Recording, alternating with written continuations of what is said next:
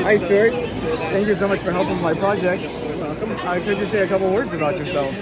Well, I'm an aerospace engineer. Graduated from Texas A&M in 1965 and came to work for NASA. And working in mission planning and analysis division, and we studied trajectories like Apollo reentry guidance equations and the paths to the moon and back. And some about how to land on the moon, the guidance equations to land on the moon. And as far as after that actually happened, I moved on to an area called Advanced Mission Design, where I was studying manned Mars missions. Can you believe that? Wow. And what year? That's about 1970. Wow. And calculating trajectories to go to Mars and how to build up a vehicle in Earth orbit. Like it would take 4 Saturn V launches, one of which is a capsule, and 3 for propellant to get you on the way and come back. Wow. And then, so this is like something that was actually being looked into in 1970. Yeah, but it was just, paying for my salary and the computers I was working on. There's nothing allocated to it in terms of a program, a Mars program. Oh, wow. And there still isn't. That's interesting. I mean, I heard like von Braun, the guy that was really spearheading the Saturn V, kind of was thinking about Mars at the time. I'm certainly was. And like I said, we could do it with four Saturn V launches. But that really wasn't the big challenge of the Mars mission. The Mars mission challenge is keeping people alive for 3 years out in space. There are 2 ways to go to Mars, but the one likely chosen, would take about 9 months to get to Mars. Right. A year in orbit around the either in orbit or on the Mars surface, because while the Earth-Mars relationship got back to the right place, and then about a 9-month flight home. Mm-hmm. And that's it's like the transfer orbit. Basically, yeah, exactly. And that's why we it's the kind of things we were studying, but we've never gone because I'm not sure we can keep people alive for 9 months at a time in space. Wow. I mean, that's a big problem. You got to have all the food. You need to be able to have all the oxygen and radiation protection and all sorts of stuff like that. Land on the moon, well, you better hope that rocket will get you back into orbit around Mars. Right, you don't know what kind of failure it's going to have, so you have to have spares, and it's just like it becomes a whole lot of thought into that. Anyway, I did that for a while, and moved on to studying the shuttle performance before it was built, trying to figure out exactly what the configuration of the space shuttle should be, given how much money we had to actually build it. And what we got for a space shuttle is quite a compromise. We really would have liked to have had a fully reusable first stage. Right. Instead, we got 2 solid rockets, which we can refill, and a throwaway external tank. In fact, one thing we studied on that external tank was the original mission idea was to take that tank all the way to orbit. Okay, what are you going to do with it in orbit? Yeah, right. Nobody had an answer for that. So, I mean, you didn't want to leave it in orbit. It crashed down no matter where. We learned on Skylab that's not a good idea. Right. And so that means we would have had to have guidance system, stabilization, and a retro rocket on the vehicle, which would cost a lot of money. So we came up with the idea we and my boss came up with the idea, well, let's take the space shuttle up almost to low Earth orbit and shut off the main engines and let the tank fall back to Earth. Okay. And then we'd finish getting in orbit with an orbital maneuvering system on the space shuttle. So they actually shut off the engines before they discarded the tank? Yeah. Okay. Sure. Just not too long before, maybe a minute or something like that, and the tank would fall back to Earth and burn up in the atmosphere, most likely, or it can land in the Atlantic Ocean on down the way where they be safely disposed of, basically. We waste a tank on every mission because we throw it away. Right. It was kind of fun.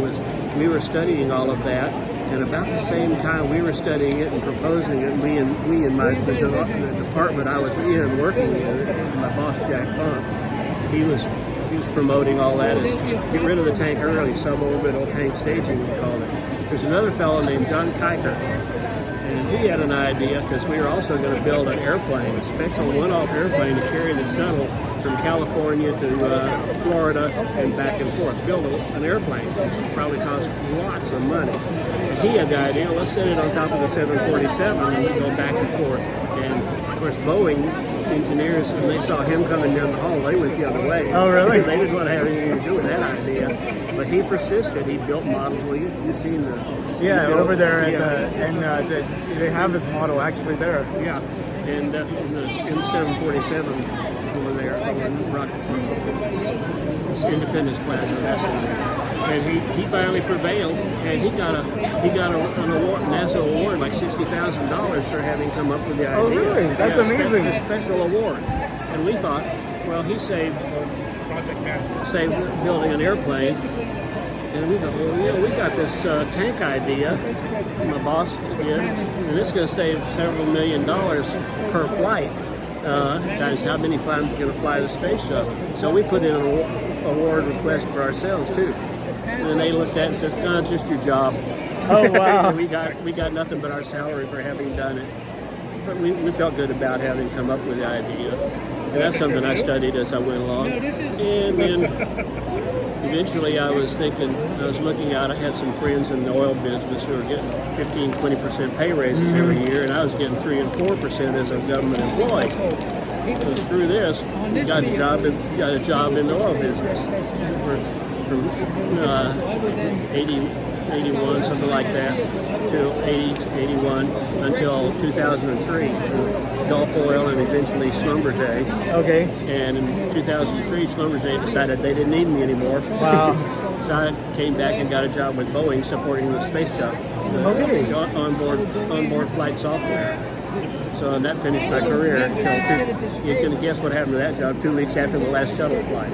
Right. No, indeed. That's a big transition for a lot of people. Yep. And so here I am, a volunteer, filling people like you in on what the space business was all about.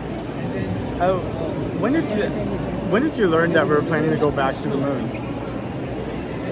I don't know. We'll eventually get there, but I don't know what their plans are. Artemis is planning to do that, and they've got pretty advanced plans going on there, and interesting rocket designs and stuff like that. But I don't really know a lot about them, what they're doing. I probably don't even know enough to be a guide over in that part of the Space Center, Houston, but I should learn. When you think about the future of all of our space endeavors, if you were to think out like 200 years in the future, do you think we have people living on Mars and the moon at that time, or do you think we're still just making these little short trips? Well, I doubt that I'm not sure we would care about having people living on the moon because it's such a harsh environment with no atmosphere or anything like that. Same way with Mars. I guess 200 years into the future we could colonize it, but we'd still have to figure out how to generate enough oxygen to breathe and enough water to drink. Right. And how to get food to them regularly because you're not going to grow a lot on Mars.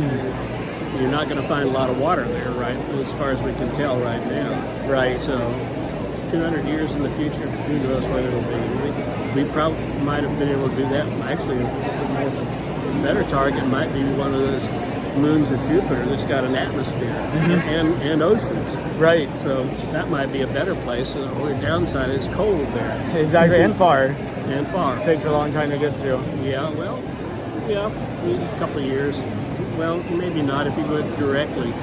The trajectories are such that they have right now. In order to save propellant or to get there with less propellant, they fly by Mars and use gravity turn to swing themselves on out farther out. And if we come up with some kind of nuclear powered propulsion system, maybe we could get there a lot cheaper and could move in.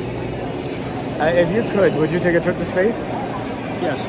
How far would you go? Well, I'd be happy to just go to the space station at my age. I mean, I would have applied to be an astronaut, but my eyes are way too bad. Okay. I couldn't qualify to be an astronaut, so I didn't even try. I knew better. Well, Steward, thank you so much for your time. It's such a pleasure to get to talk to you. You're welcome. Hope it's interesting to you. It is, absolutely.